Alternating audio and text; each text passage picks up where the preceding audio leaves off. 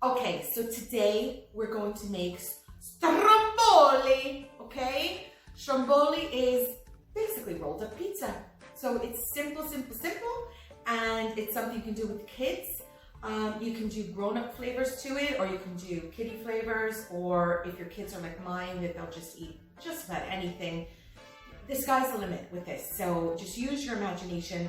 Today I'm putting in pancetta, Swiss cheese, fresh sage, and green apple, because the apple is beautiful with the pork.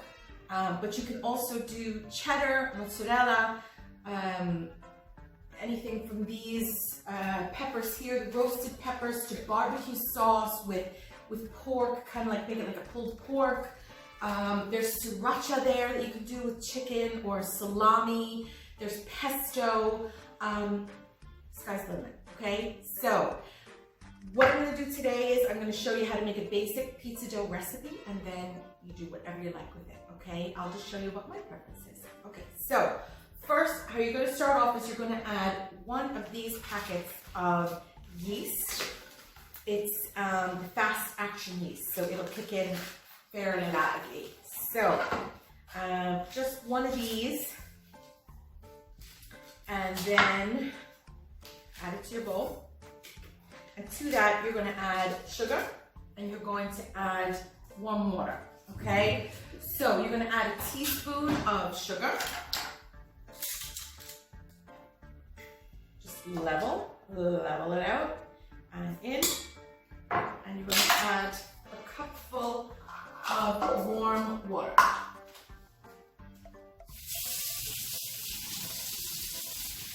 Now, this is something that you can make ahead. So you can make it the night before and then have it sitting in the fridge, but make sure that when you add it to the fridge that you have it in something that has an open top on it, because what'll happen is it just keeps getting bigger and bigger.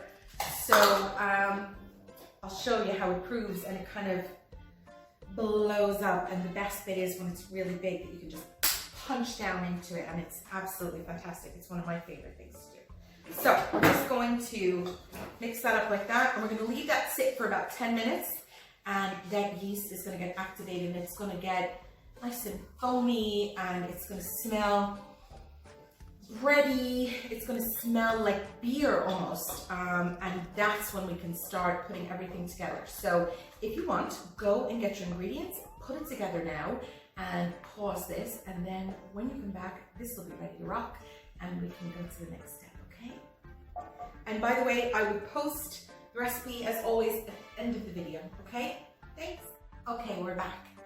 So in the meantime, while we have this activating, we're going to fry up some pancetta. Okay, you can get that anywhere, or bacon lardons, or anything like that, or just even American bacon is great. You don't want to go with rashers only because they're a bit meaty, and you want something that's going to have a nice crispiness to it. So you're going to put them in the pan, and you want to make sure that you don't move them around, because bacon has a lot of moisture in it.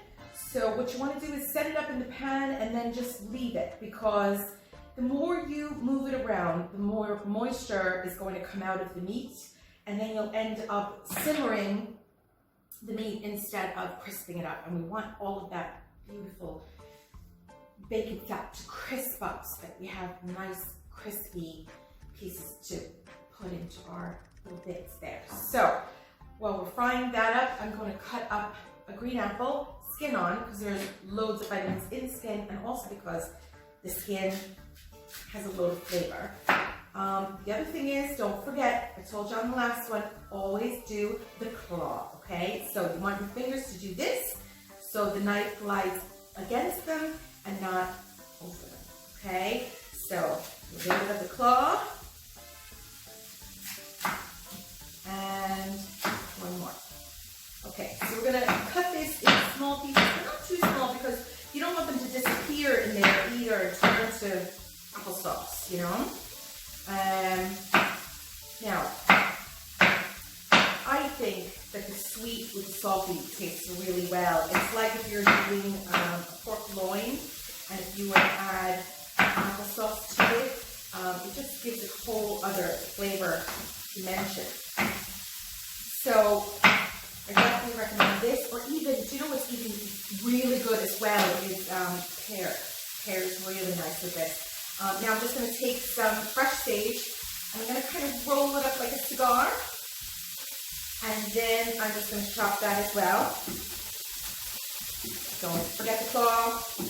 Alright, so once you've done that, you have your little bits, and your bacon's going nicely. Okay, so now that's going to get nice and crisp. So now this looks great. This is, you probably can't see it. I'll bring it back over here. Maybe you can. It's really bubbly. It looks like what the hell would it be? So to this, we're going to add the rest of our ingredients. So we're going to add 2.5 cups of flour.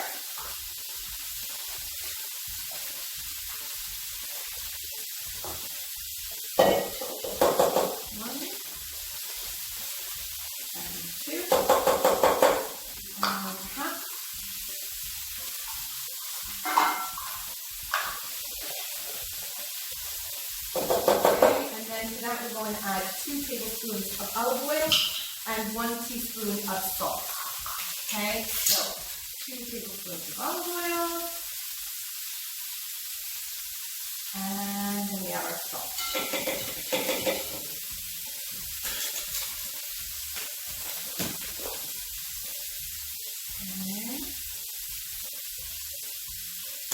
And there you go. That's it. Okay, so all you have to do now is, I have a dough hook adapter for this. So if you want to use this dough hook, you just pop it in like that, it's done. Or you can do it by hand, either way. Just knead it and knead it and knead it until it's elastic. Now, the flour you can use, I'm using strong flour. Now, you can also use self-raising flour, it's fine. It's just that this is the better flour for it. It's going to be a little more elastic. So it's easier to work with, okay? But it's such a quick recipe that it's okay if you use self-raising flour. So we just pop this on here, and away we go.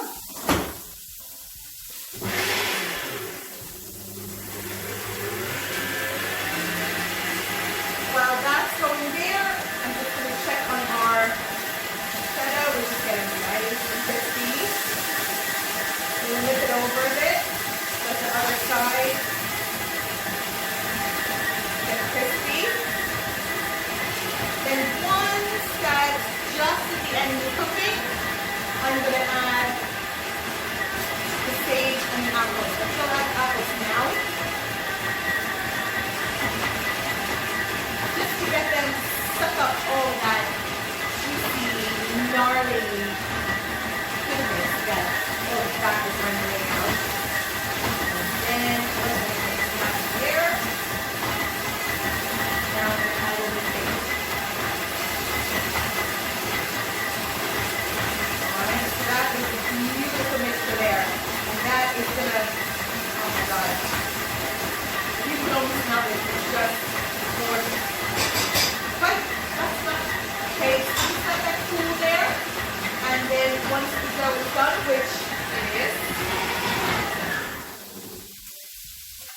we can add it to our dough. Here we go. That's it. Simple as. So, you go ahead and do what I've just done, and then I'll meet you back here in a minute. Okay, here we go. So now you have this beautiful lump of elasticy goodness. So what you want to do with this is, well, before we do anything with it, what I'm going to do, you don't have to do this, but I want to add some fresh oregano to it to cook into the base. So we're just going to take some of this from the garden and do that, and then just kind of roll it into it. Once it's in there, Now, what we want to do is let this rise. Okay, we want to let it cool. So, we're going to take it and we're going to put it back into our bowl, but we don't want it to stick, right? So here's what we're going to do. Spray oil right into the bowl. And then what you want to do is, you want to cover it with cling film, but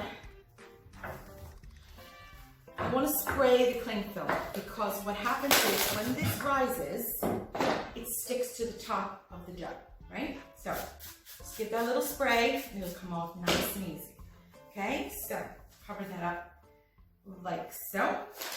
If you have the fire going or your stove is on, or even if you have your oven preheating now, put it near there. You just want somewhere that's warm and that'll keep it activated. Okay, so we want it to rise. It should cook to about twice its size. Sometimes I put it next to my fire there and I forgot about it, and an hour later I came back and the thing was everywhere. It was like this giant white monster of goo that was dripping everywhere. So you want to keep your eye on it, give it a half hour, and to be honest, if you wanted to work with it now, it'd be fine. In my kids' classes, that sometimes we're a little pressed for time, we would go straight into it. But it's definitely, it's nicer if you leave it for that half hour. So let that sit somewhere warm. Preheat your oven. You're going to 180, okay? So 180 degrees, and I'll see you in a few minutes. Okay, guys, so here we go, half hour later. So,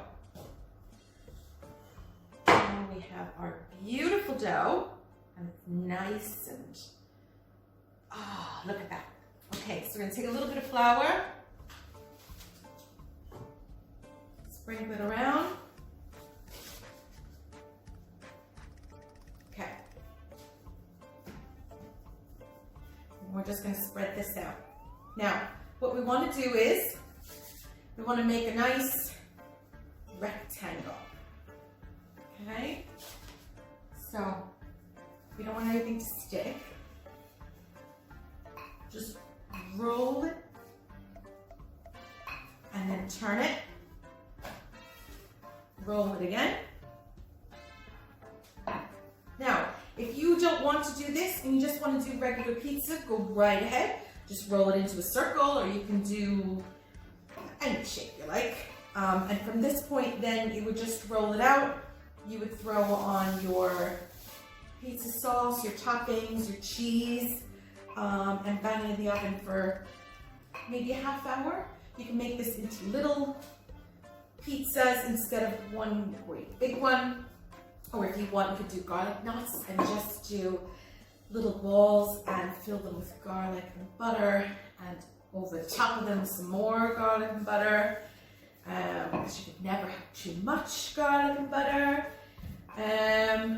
Right, so it's just a little more of a roll, and then we'll get started. So now I have my topping. So I have my bacon that we made earlier with the apples and the sage, and then I just want to cut up some Swiss.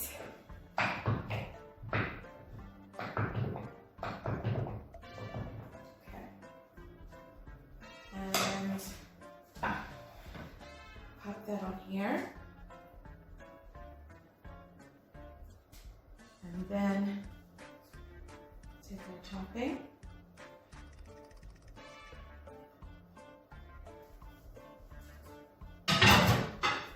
This is going to be so good. Oh my God.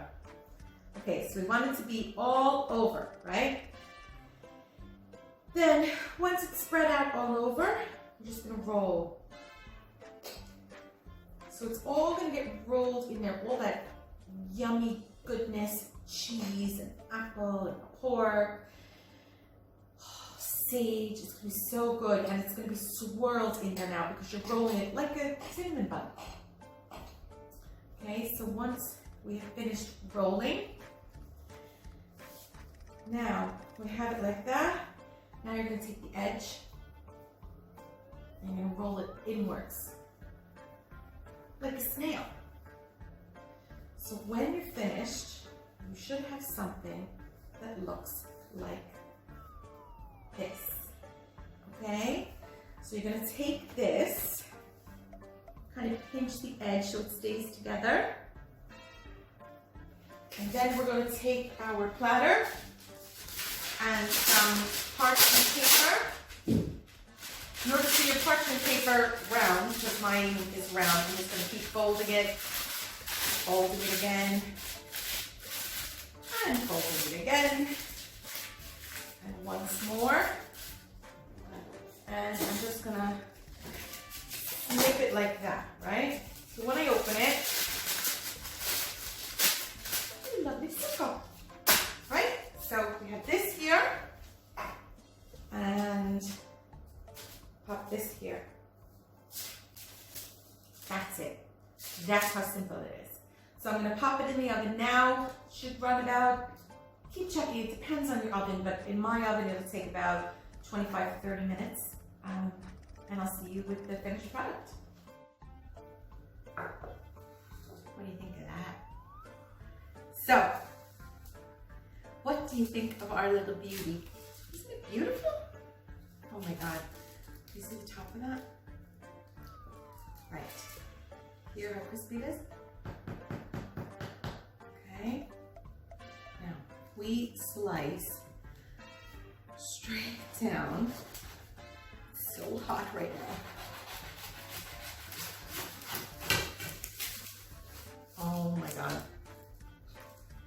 Look at that, all that goodness. It's all the way through that. And got a little burnt cheese here, which is my favorite bit. So look, give it a go, see what you think. Let me know if you use different toppings than I had suggested. Send me some pictures if the kids make them. I'd love to see them. And yeah, show me some finished products of what you've made, okay guys? I'll see you next time. Next time I promise something sweet.